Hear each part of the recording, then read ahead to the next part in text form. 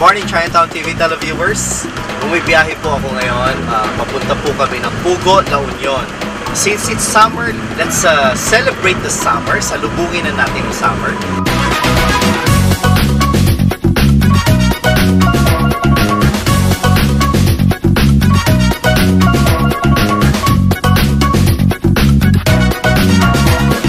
Nakarating na po kami dito sa Kultura Splash. Let's get on!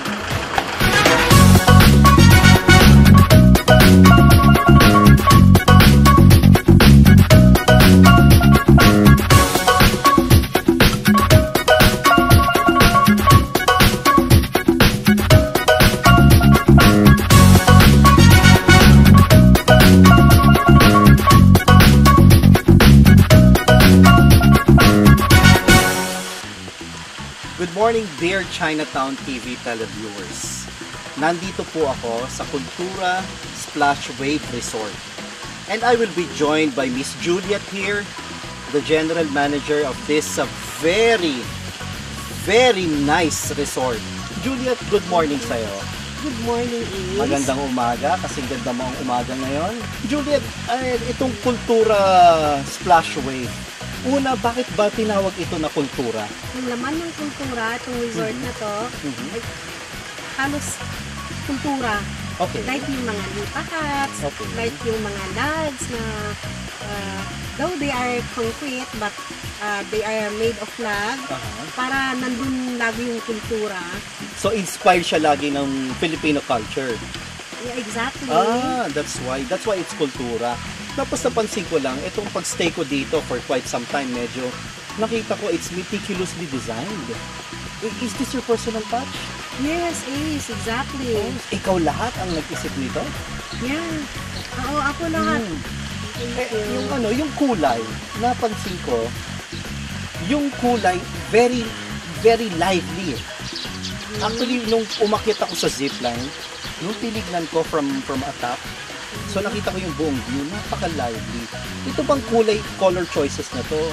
Is it also safe to say na ito rin yung personality ni Juliet? Yes. Okay. Oo. Can you tell me something more about your personality? Bakit ganito ka colorful? Kasi since it's a resort, gusto ko yung attractive siyang tignan. Right. At saka yung mga earth color, parang yun yung nagbe-blend sa nature, sa nature. Yes. Paano mo naman, syempre, alam mo naman ang negosyo.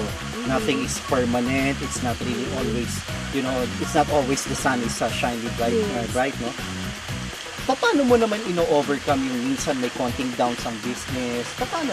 Nagsisave talaga ako para pang-backup ko din sa lean months mo. Sa lean months ko. Okay.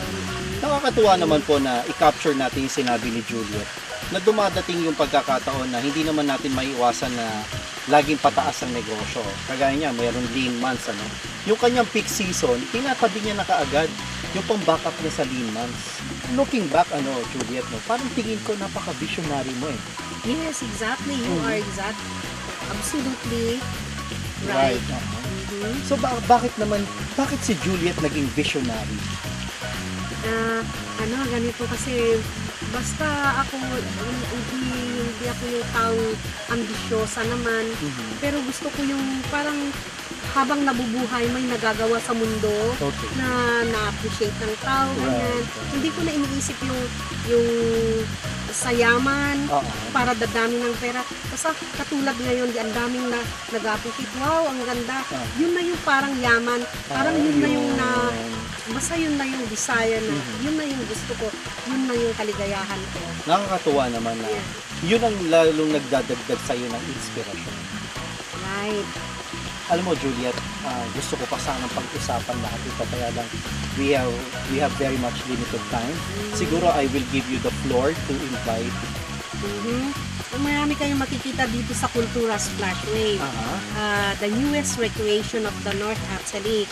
Kasi dito lang sa kultura nyo makikita yung meron kaming splash wave, meron kaming zipline, meron kaming skywalker, Mhm. At dito lang yung matatagpuan, itong Skywalker, dito lang matatagpuan dito sa Kultura Splashwave Pugo, La Union. Okay, iniimbitahan ho namin kayo to experience the wall climbing, the water sports, the 150-meter zip line, balikan po yan, so that's 300 meters, at saka yung kanilang Skywalker. Actually, ito yung medyo, itatry ko in a little while. Napakaganda, medyo very, yung steps niya, no? Medyo may mga pagitan. Nakakatuwa po. And it's flash on your screen. Ang kanilang website is kulturasplashwave.com at meron ho silang Manila Reservation Office. Please call 854-6454 and look for Girly Funky. So Juliet, for our last words, ano ang pwede mong i-advise sa ating mga televiewers na, particularly the young ones, on how are they going to achieve their dreams? Paano nila i-conquer yung mga pagsubok? Siguro yun, mailalagay nyo sa isipan nyo na pag may ginawa kayo, pagbubutihin ninyo, yun yung hindi nyo pagsisisihan. Yung lagi kayong inspired sa mga nagawa ninyo. Kasi ang hirap magsisi, laging burden sa isip pag may ginawa kang hindi maganda. Kaya pag gumawa ka, pagbubutihin mo na, total, nandun na yan. Yun. Pagbubutihin ng maayos. Alam niyo po ang isang bagay na natutunan ko ngayon, at my age, medyo may nakalimutan ako isang bagay na ngayon pinaalala sa akin ni Juliet. From this time on, I'll be more keen to detail. Walang masama maging mitikuloso because sabi nga niya, gawin mo na ng tama kaysa pagsisihan mo pa. Napakaganda. Juliet, maraming salamat. Maraming salamat din. Nakakatuwa. Ang sarap mong kausap. Ang dami kong natutunan sa'yo. Mas masarap kang kausap. Thank you. Sige, expect us and marami akong pwedeng maimbitahan na mag-enjoy dito. Thank you. Alright. Thank you, Ace. Thank you.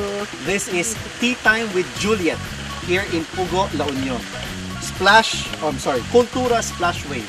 So, see you here and we'll have more fun. Mukhang mag-overnight kami dito.